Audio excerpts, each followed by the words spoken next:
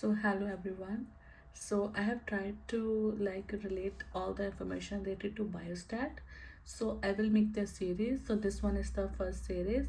So all the information mentioned in this PowerPoint is very important for ADAT exam.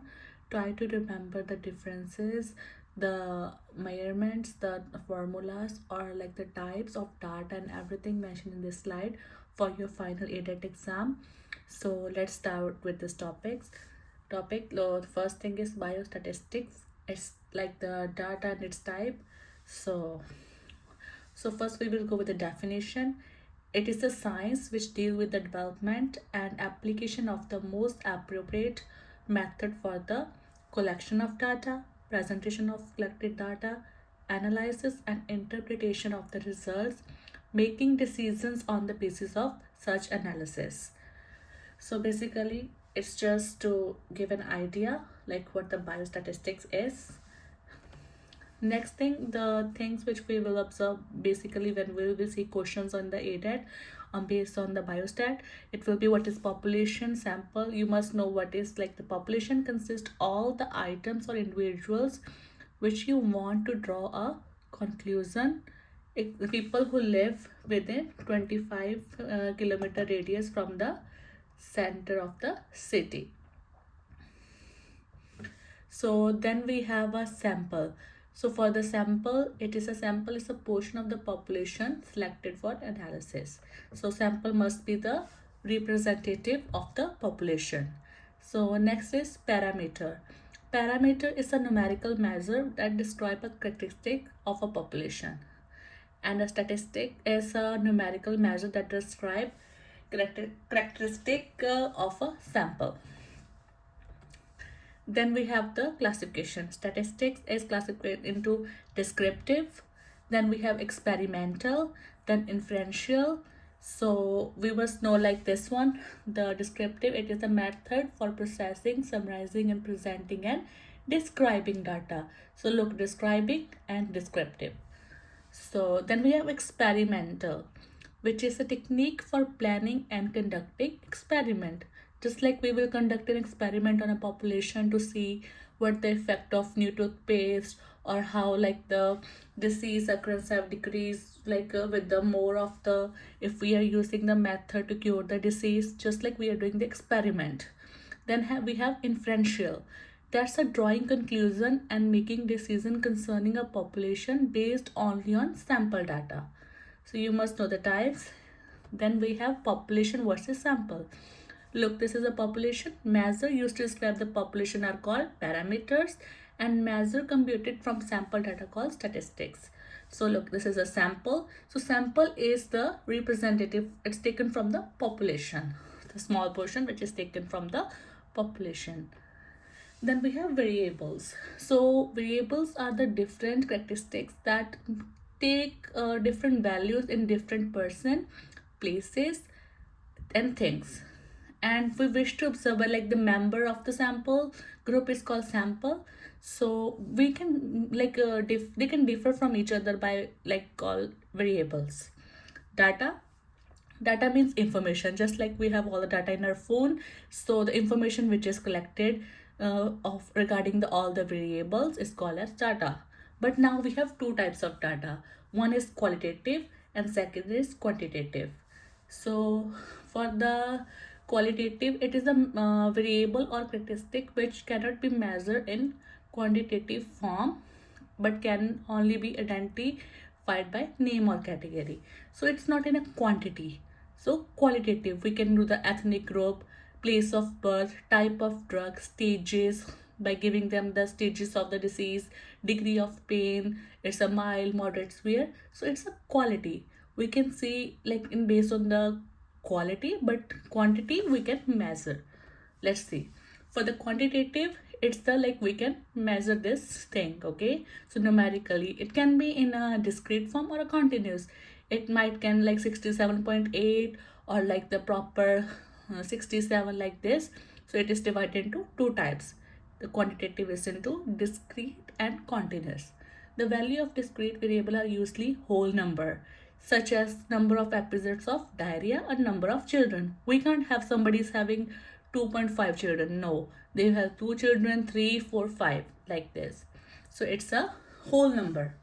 A continuous variable is a measurement on a continuous scale. Example include weight, then height, blood pressure. So it can be, height can be 67 point like this, 58 k like kg, and point something like that. So it can be a whole number, or as well as in the some decibels can also be there.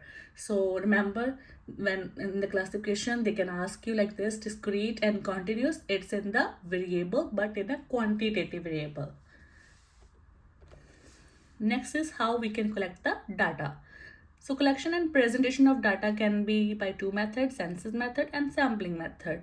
So census is when we will do the individual items under investigation. So we are doing the investigation. Whereas sampling method, data collected from small group, which are the representative of the population. This thing is it should be a true representative of the whole population, the sample we are selecting.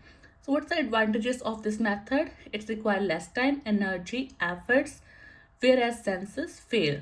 And disadvantage, expertise you need and may give misleading result. So you need money also to do such thing, because we have to put our energy to find the sample which are true representative, but sometimes they can give us misleading results. So types of sampling method are simple random, stratified sampling, systematic sampling. So in simple random, every item in the population gets equal chance, just like a lottery system, applicable smaller homogeneous population. Whereas stratified, so random selection of sample from strata. Firstly, from strata we will take some sample, applicable to heterogeneous population, divided population in different homogeneous group, and we will just make us from the strata, we will make small sample from that. Then from that sample, like from that one, we will select some members. And then we have systematic sampling. Select the equidistant item from random start. So it's a quasi-random sampling. It is called as when we have the large and heterogeneous population, then we use the systematic sampling. Now the data. Firstly, we have that it's a qualitative data and quantitative data. So in the qualitative, we can't measure it. It's in a categories. Whereas in quantitative, we have two types: discrete and continuous. So firstly, in the qualitative, we will subdivide it into nominal data and ordinal data. And then in quantitative, it's discrete and continuous. And further, we will subclassify continuous into interval and ratio. Types of data for like we will now see which category is containing what information. So let's start with the nominal data. From the nominal, remember the word, category and name, and for nominal and for name. So there is no implied order to the categories of the nominal data. So basically we will remember each by their name, just like that. So this category contain nominal. Ordinal have a order. So we have the like the order of this. The space, the order cannot be like, the spaces between them cannot be like equal. So in ordinal, remember this one, we have the strong agree, or disagree. This is the example of ordinal data. Let's go to interval data. So in the interval data, there will be like the interval between the values are same. For example, there is this one example, Fahrenheit temperature scale. The difference between 70 and 71 degrees is the same as between, like the 1 degree difference is there, right? But the scale is not a ratio scale. 40 degrees more, twice more than 20 degree. But the difference between them is 1. So this is the interval data. The ratio is not the same, right? Ratio data. The data value in the ratio data do not have a meaningful ratio. For example, age is a ratio data. Someone who is 40 is twice as old as someone who is 20. They involve measurement. So let's read more about this data. They're very important. You have to know which one is nominal data, ordinal data, and how it is measured. They can give you example and they can ask, okay, which is the example of this data. So try to remember firstly like how we can classify them. This thing. So types of data, we can also collect the data like the primary data. So investigator will collect the data from the field or experiment, whereas in secondary data, it's from the newspaper and journals. Then on the basis of the nature of data, we have qualitative and quantitative. So this is the classification of data on the basis of source we have collected the data, and second is on the basis of the nature of the data, how we can count them or we can classify them. Remember the example is this one is the nominal, gender and nominal. So gender, just like male, female, this is the example of nominal data. In the ordinal, just like our grades, A positive, B positive, like this, or these are the example of ordinal. And in discrete, number of person in the family, it will be the whole number. And continuous is the example is the height of the person, weight of the person. Then we have this one, primary scales of measurement. Look, the numbers are assigned. So this is like they have given, this is a number 7, 8 and 3. But ordinal is a position. For one is on the first place, second place and third place. Then interval, performance will be rated like 8.2, 9.1 like this, and ratio, time finished to in the seconds. This is the ratio is collected, that how they have finished the this. So this one is a level of measurement, how we are characterizing them. So nominal is a label, all are labeled. Nominal this ordered and ordered, nominal is not ordered, else 3 are ordered. Known difference, it's not there in nominal and ordinal. In interval and ratio, it is there. 0 is arbitrary, not applicable to nominal and ratio, but in ordinal and interval. 0 means none, it's only applicable to ratio. So let's see this one. So in a nominal, unique definition of numbers, roll number of the students, number of students assigned to play the basketball players. So this thing, statistic which we use is the percentage, mode, bimodal test, chi-square test. Whereas in ordinal, it's a numbers, like we do the ranking. So percentile, median, rank order, correlation, two-way ANOVA is used. Whereas in interval, it's the quality of differences. So example, temperature.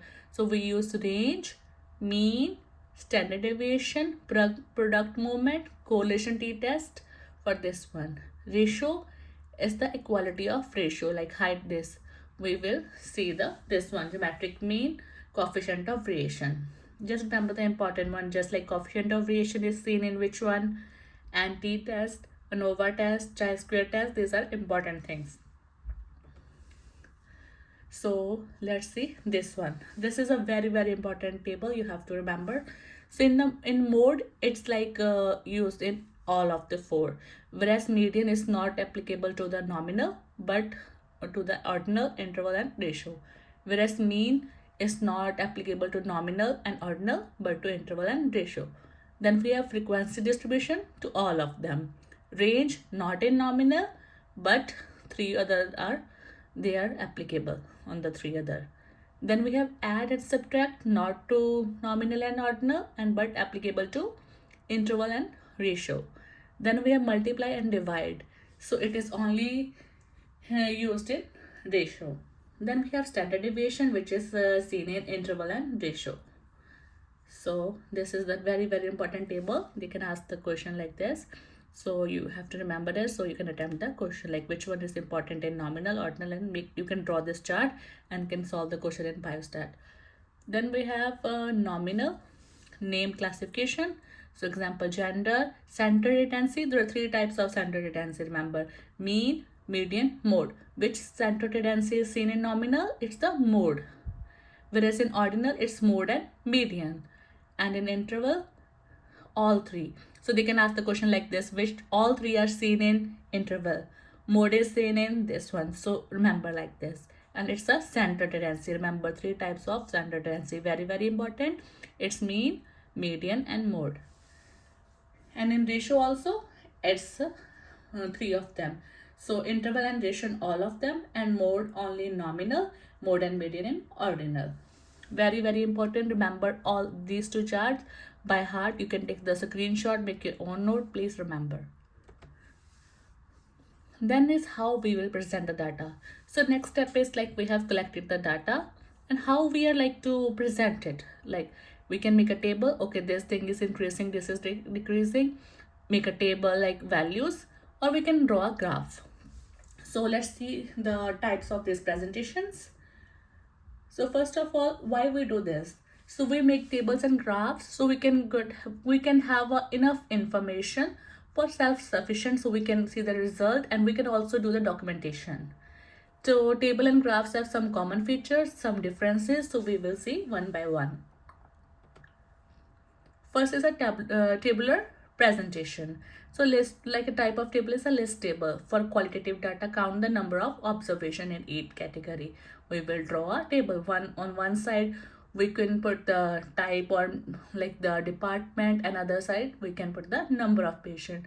So this is the example of list table. Then we have scatter diagram, which we usually see in the correlation coefficient also. So in the scatter diagram, we will see like, okay, the differences of this dots, they are like close, or there's a straight line. If this one is a good thing, if they're close to the line and they're positively increases, and this one is a negative effect. If one is increasing, other is decreasing. So it is called as scatter diagram. So it is used for two numeric measurements. So x-axis, y-axis, like that, we draw the things on the x-axis and y-axis, and then we will correlate what one is increasing and other is decreasing, and what effect each of them have, negative or positive. Then we have frequency distribution table. So in the frequency distribution table, we have for both qualitative and quantitative data. So this one is example. We have done the blood group frequency like this. So then we have graphical representation. Very important. Take a screenshot, make note. Like we have to see which one come under quantitative, what is the difference between them. So for quantitative, continuous or measured data, we have histogram, frequency polygon, frequency curve, line chart, scattered or dot diagram. Whereas in qualitative, we have discrete or counted data, bar diagram, pie and sector diagram, and spot map. So let's do the first one. So it's in a qualitative, we have bar diagram. You can see a bar diagram. So there is a difference between each one. Look, there is a gap coming, so it makes it bar diagram. It represents measure value by separated rectangle. This is rectangle, some will be short, some will be big by constant width and its length proportional to its frequency. Some are increasing and some are decreasing. So it's used for discrete data. It can be simple, multiple, and component. Just for this portion, you have to remember this thing. So if they give you diagram and will say, okay, differentiate between this, the bar graph usually have the gap between each of the column. Then we have pie diagram. On the pie diagram, we have done, okay, we will divide into segments and we will put like the percentage in each segment, like how much is like. And then we will consider, look, this one is more and this is less percentage. So we will see the effect and we will try to represent the information. Then we have histogram. When we were doing the bar graph, the one thing I told you, how they can give you the question, they can give you the diagram and say which one is bar graph. Look, in histogram, there is no gap. All are joined together. Whereas in bar graph, there is between all the rectangles, there is a gap. So the bars are adherent, no gaps. So representing quantitative, whereas that one for qualitative. So this is the difference. Now we have frequency polygon. So derive from the histogram by connecting the midpoints. They look from each one, they are connecting the midpoint from the each line, from the each bar. So they will draw a frequency polygon. So we draw the polygon without rectangle, so we will get a simpler form of line graph. Now this thing, very important. So it can be applied to the data also, and we must know how to measure mean, median, and mode. Although there was no question in the calculation base, still it's a more simple thing we can remember. If a question will come, we should know. Like mean is the total, do the total and divide by the number of observation. Median is the middle value. If it's like the odd, like if it's 11, so middle like 5 and the middle will be taken. But if it's like the 12, then the 2 digit in the center, we will take them, add them, and divide it by 2. That will be the median. Remember, middle and median, it's both have D in the center. And then we have mode. The mostly mode is the most time the number is like repeated, the most frequency. Always when you're doing such type of question, arrange them in ascending or descending order, and then you can do the question. So what is mean? It's the average, and it's preferred measure of interval and ratio variable related to observation. It's a good sampling stability, so it least vary from sample to sample. So it is affected by extreme values. Then we have median, this thing. So median, we will see which one is the middle value is the 50 half, means 15th percentage of the variable. It is appropriate for ordinal measures, for interval and ratio measure. Then we have median. The rank of median is, look, the number I told you. If you are doing for if there is odd, and rank of median is by 2 if number of is odd, and by 2 if the number is even, like this. So in the middle will be the odd one is be good, but if there is the like 2 number, divide, add them and divide by 2. If number of values is odd, the median is the middle number. But if it is even, we will take the middle two values. Firstly, we will arrange them in ascending or descending order, and then we will do the middle two number and divide by 2. So next thing is mode. So mostly the number which is repeated most of the time. Simple thing to remember. Then we have measures of variation. We have range, variance, standard deviation, coefficient of variation. So measures of variation give information on the spread or variability and dispersion of data value. So this one. So in variation we have 4 type: variance, range, standard deviation, coefficient of variation. Measures of first of range. So range is the like the difference between largest and smallest value. So this one 14 minus 1, this one. We will start not collect 0 because it start from 1. So 14 minus 1 is, this is the range, largest minus smallest. So measures of dispersion. So range is a measure of dispersion. So disadvantages, it is based only on 2 of the observation, give no idea of how other observation are arranged, because we are just subtracting the highest and the lowest. So it's not a good thing because it doesn't give idea about the other observation. Then we have variance. So in the variance, average of the square deviation of the values from the mean. This one, simple variance. You don't need to remember such big formulas, they are not asked. Just remember like this one, it's the values from the mean, average of the square deviation of values from the mean. Then we have standard deviation, very important. Still, most common used form of variation is standard deviation. Show variation about the mean. This thing is very important, it's the square root of variance. Now standard deviation. So step for computing standard deviation: compute the difference between each value and mean, square each difference, add the square differences, like this. This is how we measure. Still, it's like they are not going to ask you the question like this. It's just for the general knowledge that how we can measure the standard deviation. Then we have measures of dispersion. So in the measures of dispersion, we have coefficient of variation, and then we have CV is equal to standard deviation by mean into 100. Coefficient of express the standard deviation as a percentage of sample mean. Okay, this one.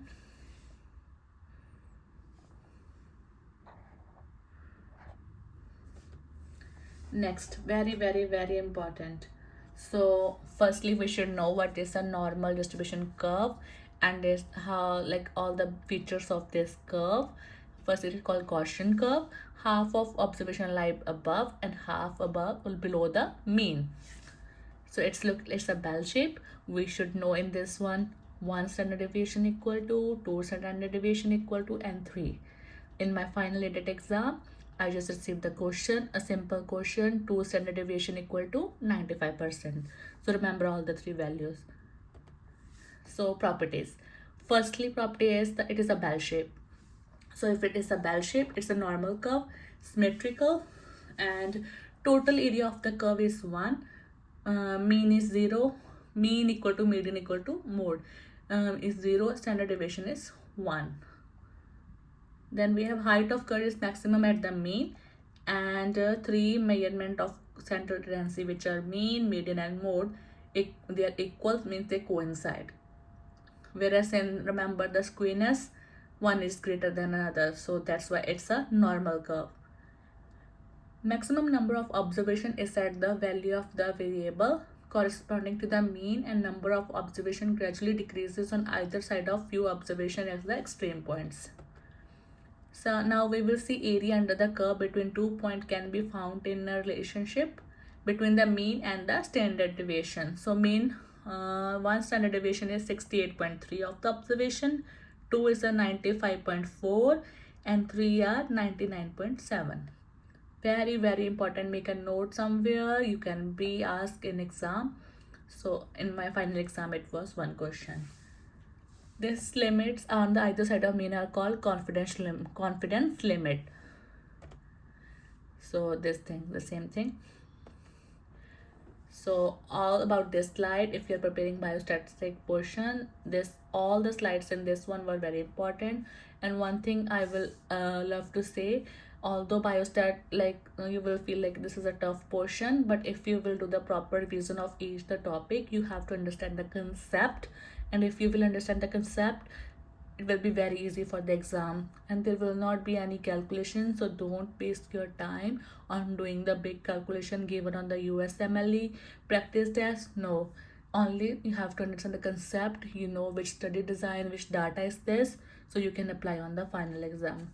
Thank you so much, and please subscribe to my channel.